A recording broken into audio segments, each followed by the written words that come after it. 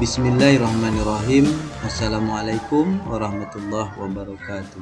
Alhamdulillah, jumpa lagi dengan saya di channel Fadri Zainal Abidin. Channel ini untuk mendapatkan informasi-informasi seputar pendidikan, olahraga, dan kesehatan. Dukung channel ini dengan cara tekan tombol like, komen, dan subscribe, dan aktifkan notifikasi lonceng di sampingnya untuk tidak ketinggalan video kami yang terbaru. Pada kesempatan kali ini saya akan berbagi video tentang modul 3.2.A.9 koneksi antar materi, pemimpin dalam pengelolaan sumber daya. Bagaimana penjelasannya? Simak terus video ini sampai selesai.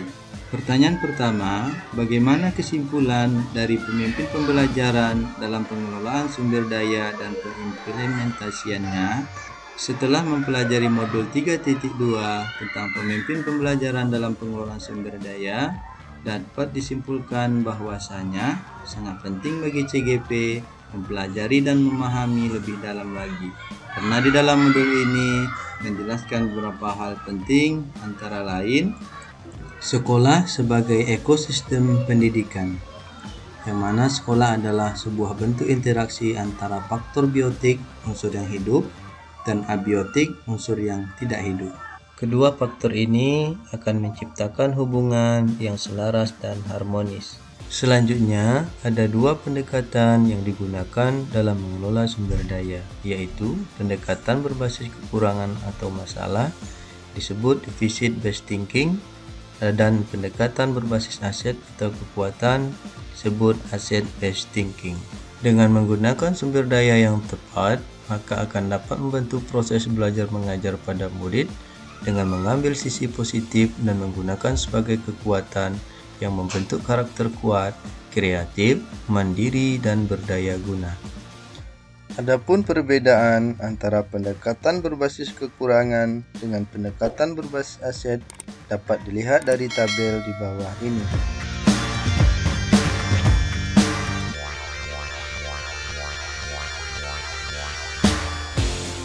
Menurut Grant dan Haynes tahun 2022, dalam aset building dan community development, ada 7 aset utama atau di dalam buku ini disebut sebagai modal utama, yaitu yang pertama manusia, sosial, fisik, finansial, lingkungan atau alam, politik, agama, dan budaya. Pertanyaan selanjutnya, jelaskan dan berikan contoh bagaimana hubungannya pengelolaan sumber daya yang tepat akan membantu proses pembelajaran murid menjadi lebih berkualitas. Hubungan pengelolaan sumber daya yang tepat akan terlihat dari pemanfaatan aset-aset yang telah diinventarisir sehingga dapat membantu proses pembelajaran di sekolah dan akan jauh lebih baik dan berpihak pada murid. Kemudian, bagaimana hubungan modul 3.2 pemimpin dalam pengelolaan sumber daya dengan filosofi Ki Hajar Dewantara? Adapun hubungannya antara lain menuntun segala kekuatan kodrat yang ada pada anak agar dapat mencapai keselamatan dan kebahagiaan setinggi-tingginya, baik sebagai manusia maupun sebagai anggota masyarakat. Sementara guru harusnya lebih cerdas dalam mengelola dan menggali kemampuan anaknya untuk menyesuaikan dengan kodrat agar dapat nyaman dan bahagia dalam proses pembelajaran. Kemudian, bagaimana hubungan modul 3.2 pemimpin dalam pengelolaan sumber daya dengan nilai dan peran guru penggerak? Hubungannya nilai guru penggerak adalah berpihak pada murid, mandiri, kolaboratif, dan inovatif. Akan menjadi lebih bermutu dan berkualitas atau bernilai positif jika aset yang ada dikelola dengan sumber daya yang tepat sasaran, dan peran guru penggerak, pemimpin pembelajaran, dan mewujudkan kepemimpinan pada murid. Kemudian, bagaimana hubungan modul 3.2 pemimpin dalam pengelolaan sumber daya dengan pembelajaran yang berdampak pada murid? Hubungannya adalah pembelajaran berdiferensiasi, mengelola sumber daya sesuai dengan karakteristik murid, sehingga lebih dapat dikembangkan bakat dan minat murid. Dan kompetensi sosial emosional atau KSE sangat perlu dalam membantu penanggulangan stres ketika mengelola sumber daya dan pengambilan keputusan. Selanjutnya, hubungan modul 3.2 pemimpin dalam pengelolaan sumber daya dengan kucing. Coaching sangat perlu dalam menggali masalah dan potensi murid untuk menemukan solusi dari masalah yang dihadapi oleh murid terkait pemanfaatan sumber daya. Selanjutnya, hubungan modul 3.2 dengan dilema etika, yang mana dilema etika terbagi menjadi dua bagian, prinsip pengambilan keputusan dan 9 tahapan pengujian pengambilan keputusan, sehingga menjadi pengambilan keputusan yang bertanggung jawab, tepat dalam mengelola sumber daya agar tidak keluar dari norma dan aturan. Kemudian, hubungan modul 3.2 dengan inquiry apresiatif atau tahapan Bagja.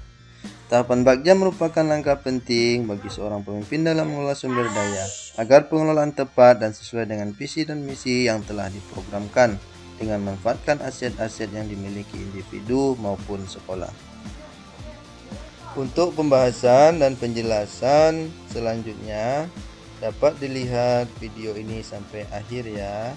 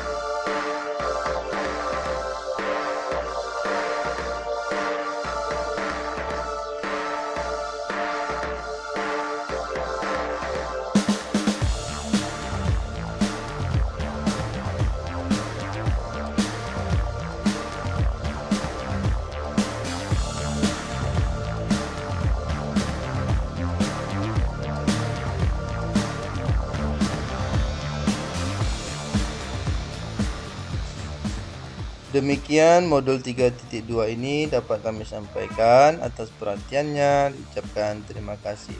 Semoga dapat menambah ilmu dan wawasan kita semua. Jangan lupa like, comment, and subscribe. Salam guru penggerak.